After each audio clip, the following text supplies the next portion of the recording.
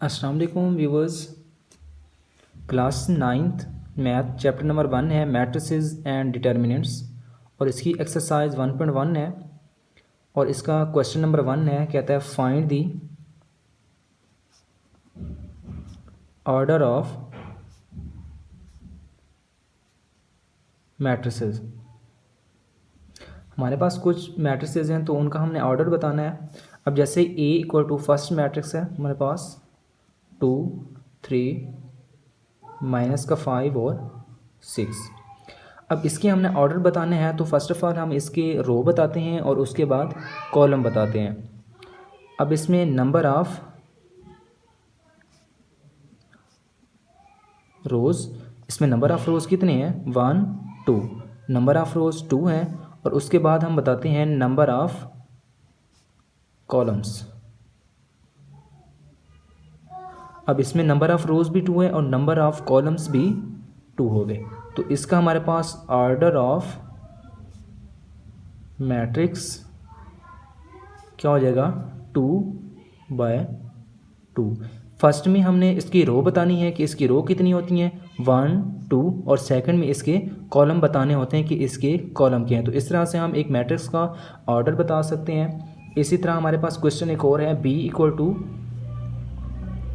2 0 3 और 5। तो इसका भी आप देख सकते हैं 2 रोज़ हैं इसकी और 2 कॉलम है, तो इसका ऑर्डर क्या बनेगा 2/2। और इसी तरह के क्वेश्चन और हैं हमारे पास C इक्वल टू है हमारे पास 2 और 4।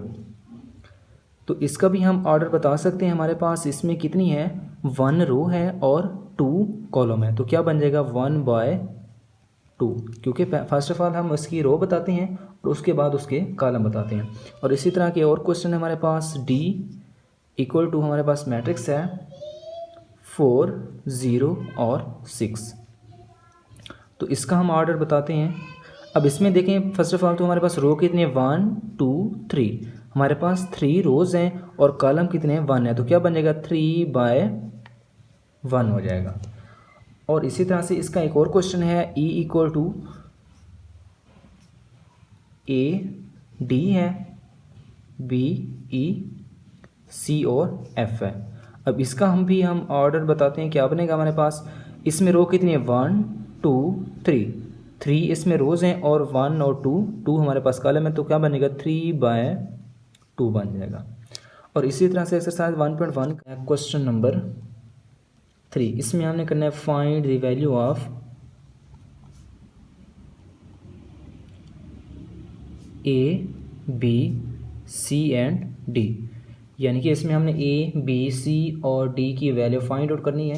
हमारे पास मैट्रिक्स गिवन है A प्लस C, सेकेंड है A प्लस 2B और C -1 है 4D माइनस का 6 है, इक्वल टू है मैट्रिक्स इसके 0 माइनस का 7 3 और 2D। अब हम क्या करते हैं A प्लस C लेते हैं और इधर से क्या ले लेंगे 0। अब A plus C equal to क्या हो गया 0, तो हम इसको इक्वेशन नंबर 1 का नाम दे सकते हैं। उसके बाद हम सेकंड लेते हैं C माइनस का 1, C माइनस 1 इक्वल टू किस चीज़ के हो जाएगा 3 के। अब इसमें से हम C की वैल्यू निकाल सकते हैं, -1 है तो दूसरी साइड पे जाकर किस चीज़ का हो जाएगा प्लस का हो जाएगा, यानी कि C इक्वल टू 4। अब फर्स्ट हमारे पास C की वैल्यू आ गई है। अब हम क्या करते हैं C की वैल्यू इक्वेशन नंबर 1 में पुट करते हैं, put the value of C in equation 1। तो इक्वेशन नंबर 1 में पुट करते हैं, क्या आता है हमारे पास A plus C equal to 0 है हमारे पास इक्वेशन, तो C की वैल्यू है 4 इक्वल टू 0। अब प्लस का 4 है दूसरी साइड पे जाकर किस चीज़ का हो जाएगा माइनस का, तो A की वैल्यू हमारे पास क्या आ गई A माइनस का 4। अब सेकंड लेते हैं, हमारे पास है A प्लस का 2B इक्वल टू किस चीज़ की हो जाएगा माइनस का 7। अब A की वैल्यू हमारे पास मौजूद है तो इसको हम इक्वेशन नंबर 2 का नाम दे देते हैं, put the value of A in equation 2। Equation number 2 में A की वैल्यू पुट करेंगे तो उसमें से हमारे पास B की वैल्यू आ जाएगी। अब A की वैल्यू हमारे पास गिवन है -4 + 2B इक्वल टू -7। अब माइनस का 4 है, जब दूसरी साइड पे लेके जाएंगे किस चीज़ का हो जाएगा, प्लस का हो जाएगा। प्लस का 4 2b इक्वल टू माइनस का 3। अब 2b के साथ मल्टीपल हो रहा है तो जब दूसरी साइड पे जाएगा क्या हो जाएगा, divide. b equal to minus का 3/2। तो हमारे पास b की वैल्यू आ गई। उसके बाद हमारे पास 4d माइनस का 6, ये वाली वैल्यू लेते हैं, इक्वल टू 2d। अब इसमें से हमारे पास d की वैल्यू फाइंड आउट हो सकती है 4d। अब 2d इधर लेके आओगे, माइनस का 2d हो जाएगा तो माइनस का 6 है, दूसरी साइड पे जाके प्लस का 6 हो जाएगा। अब 4d माइनस का 2d क्या आ जाएगा, प्लस का 2d आ जाएगा, इक्वल टू 6। अब 2d के साथ डिवाइड मल्टीपल हो रहा है तो दूसरी साइड पे जाके क्या हो जाएगा हमारे पास, डिवाइड 6/2। 2 3 से क्या आता है 6, तो हमारे पास d की वैल्यू भी क्या आ गई, 3 आ गई। तो व्यूअर्स हमने निकालनी थी a b c